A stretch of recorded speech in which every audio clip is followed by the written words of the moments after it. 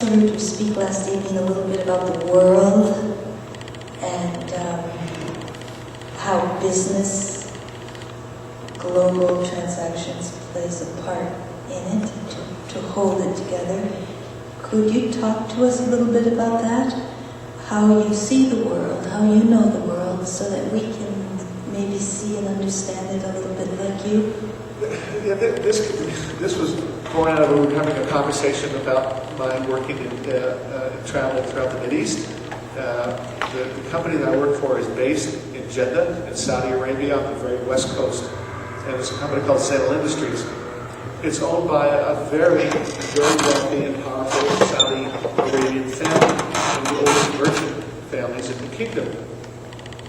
And I started consulting with them about 2.5 years ago. And I had not had a lot of prior experience throughout the Mideast and their culture. I found them, as a side note, to be a wonderful culture of people. They love Americans. They love everything about us. The thing that they don't like is the presidential administration for the last 8 years. I mean, we can discuss that at some other time. It's a very long, interesting, yet complex conversation.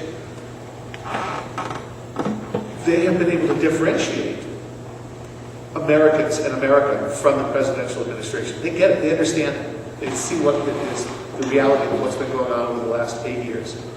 And one of the conversations that I have been afforded that I've been afforded through the friendships that I've been making over there with other families, very important families, ministers, and members of the royal family, is and been comfortable in these conversations is the conversation about Arabs and Israel.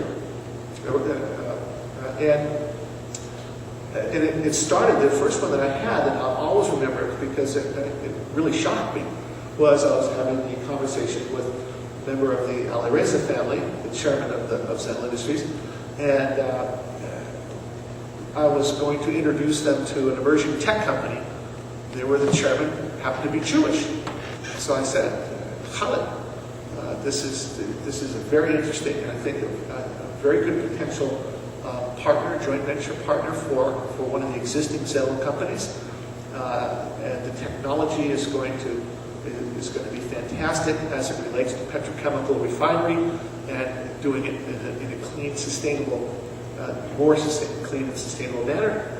The chairman is Jewish. And then he's looking at me complete blank on his face. And I said, hello, he's Jewish. And I'm expecting some reaction. And he says, I don't understand why you're making a point out of this.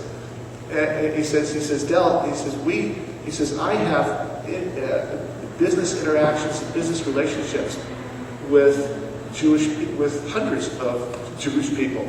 And he says, and I'll go further to say that if it wasn't for the commerce that still exists on our level, I don't know how else to put it, between large industrialist families, billionaires, billionaire Arabs between billionaire Jews.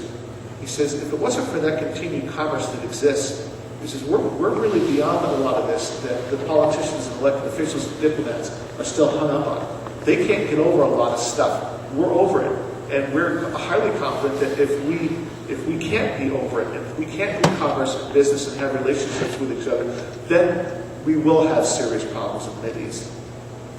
And so I found that to be especially interesting, and I'm thinking to myself, well then,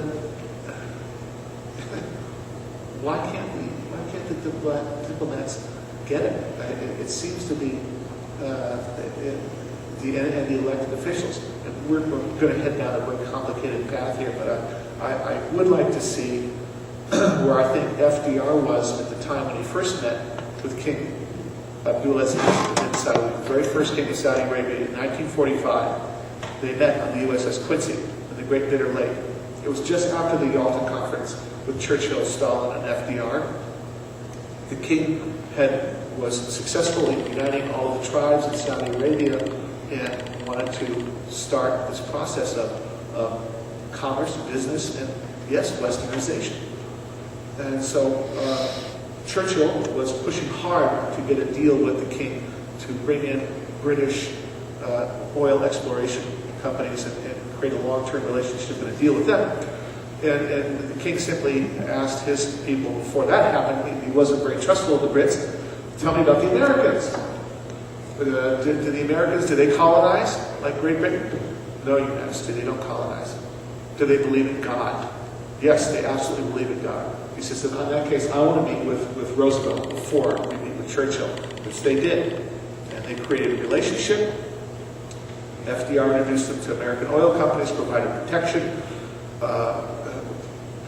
gave as a gift an airplane because the king was fascinated and very curious about what it was like to fly in an airplane. So FDR gave him then state-of-the-art DC-3 from Long Beach, California, made by Douglas Aircraft.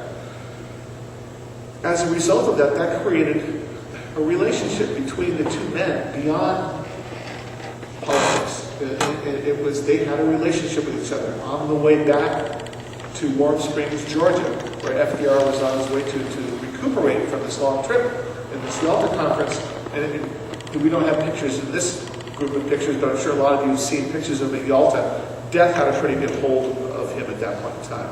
He was very drawn, looked very weak. But he stopped on the way back in Washington, D.C. and called for a joint session of the House and the Senate, which is very rare in itself because at the State of the Union address that we enjoy every year, that's the format is where the House and the Senate invites the President to come to them. Usually the President is calling. And at that joint session on his way back to Warm Springs, FDR said, in the time that I spent with the King of Ben Saud, which was about 10 to 12 hours, he says, I learned more about this king and his culture than in the last 2 years of diplomatic communiques and letters. So to me, that was just such a simple statement of the answer is just sitting down and having a conversation. And I get to know you. I get to know that you have children. I get to know that you care about God in the way that you care about God, and we get to know each other. And that makes it a lot harder for me to go back and decide to go to war again. And so, which is a big departure from the last 8 years that we've been experiencing. So, I'm hoping that we'll see that happen again. That we'll see a willingness to sit and talk and get to know each other without preset conditions to a degree of going in and saying, well, I'm not even going to talk to you, consider talking to you, unless you agree to these 5 things up front. I don't know how you assimilate people to your side and your beliefs by shutting them out.